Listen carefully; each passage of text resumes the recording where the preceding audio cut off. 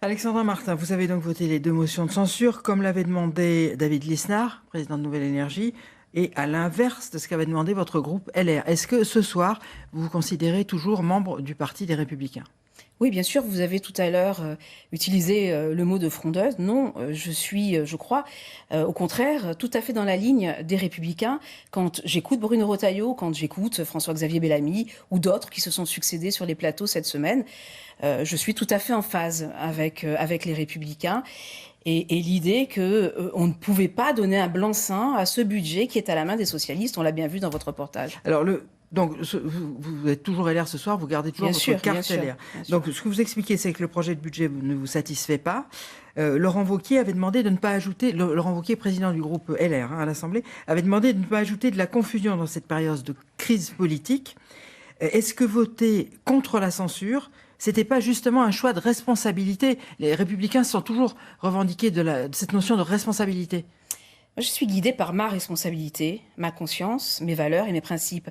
Et en cela, j'ai voulu, par ces votes, témoigner de la nécessité impérieuse aujourd'hui de sortir du blocage dans lequel nous sommes et d'en sortir par les urnes et dans l'esprit de la Ve République, c'est-à-dire d'abord une élection présidentielle et ensuite une élection législative.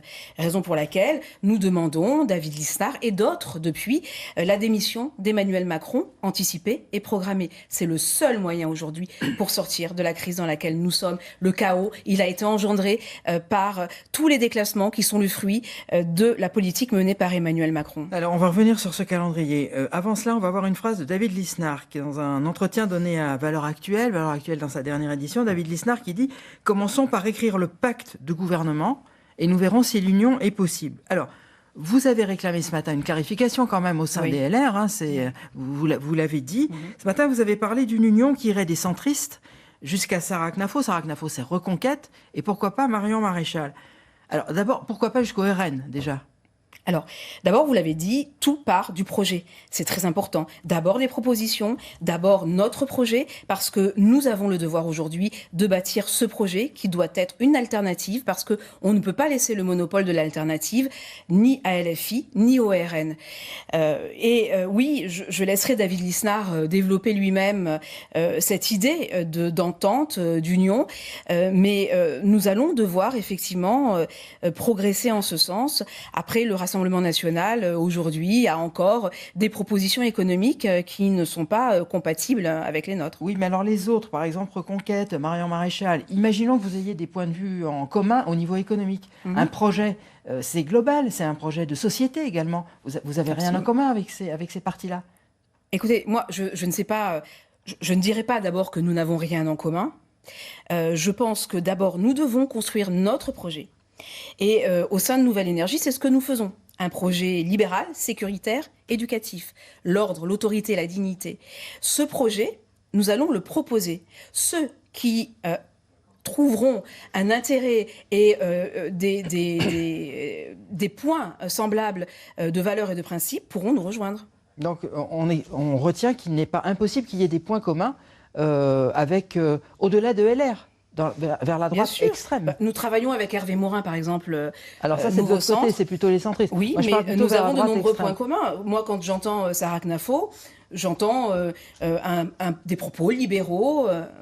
Après, voilà, il va falloir voir si c'est possible. Mais pour l'instant, ce qui nous intéresse, c'est de mettre sur pied notre projet, nos propositions, parce que c'est notre devoir. Alexandra Martin, est-ce que vous avez parlé de votre décision de ce matin aux autres députés LR des Alpes-Maritimes? Je pense à Michel Tabarot, par exemple. Parce que la question qui est derrière tout ça, c'est est-ce que ça va laisser des traces au niveau local? Alors, j'en ai parlé à Laurent Wauquiez, ce qui me semblait être tout à fait normal. Je l'ai toujours fait.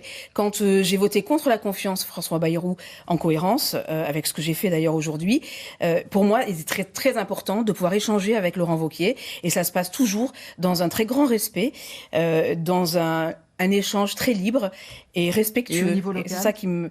Et au niveau local, j'échange avec Éric Pogé, avec Michel Tabarot, oui, bien sûr. Vous pensez que vous pouvez vous retrouver tous au niveau local dans une même réunion de députés LR du département des Alpes-Maritimes maintenant ? Comme on l'a dit au début, il va falloir qu'il y ait une grande clarification au sein de LR, de la droite républicaine et historique. Et forcément, ça entraînera cette clarification aussi localement. Mais moi, je n'ai rien contre Michel Tabarot, Dominique Estrosi-Sassone, Philippe Tabarot, voilà, Éric Pogé. Donc oui, bien sûr, nous pouvons travailler ensemble. Bien sûr. Alors, c'est l'heure des questions. Thibault, est-ce qu'il y en a ce soir, Alexandra Martin ? Il y en a 3 pour le moment. Bonsoir, Alexandra Martin. Question de Charles qui habite Biot. Vous avez répondu déjà en partie, êtes-vous pour l'union des droites que souhaite la majorité des électeurs de droite et du RN ?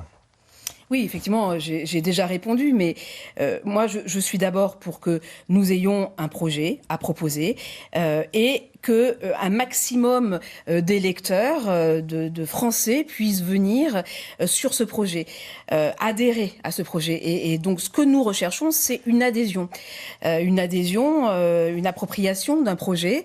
Et si, effectivement, d'autres veulent venir, eh bien, tant mieux, oui, bien sûr. Roland, qui habite Antibes, justement, puisque vous parliez de ce ralliement de la droite, avez-vous cédé aux menaces d'Éric Ciotti ? Alors, écoutez, je n'ai eu aucune menace d'Éric Ciotti. S'il vous plaît, n'humiliez pas voilà, ma responsabilité. Je suis une grande fille. Non, je n'ai cédé à aucune menace. J'ai été cohérente. Je n'ai pas voté la confiance. Et ce n'est pas d'ailleurs une gloire personnelle. C'est vraiment une responsabilité et des votes difficiles. Diego, qui habite Grasse, quel est le projet principal maintenant après le vote de motion de censure ? Donc maintenant, nous allons nous mettre au travail sur l'examen du budget. Et donc, on va examiner effectivement les articles, les amendements. Je vais déposer des amendements, notamment par rapport à la suspension du régime des retraites, qui est pour moi l'aberration totale dans cette proposition de budget, parce que ça vient aggraver les finances qui sont déjà en très mauvais état, et puis ça sacrifie les actifs et les jeunes. Merci. Donc, Merci beaucoup. On a retenu que ce serait votre priorité. Dommage. Merci beaucoup.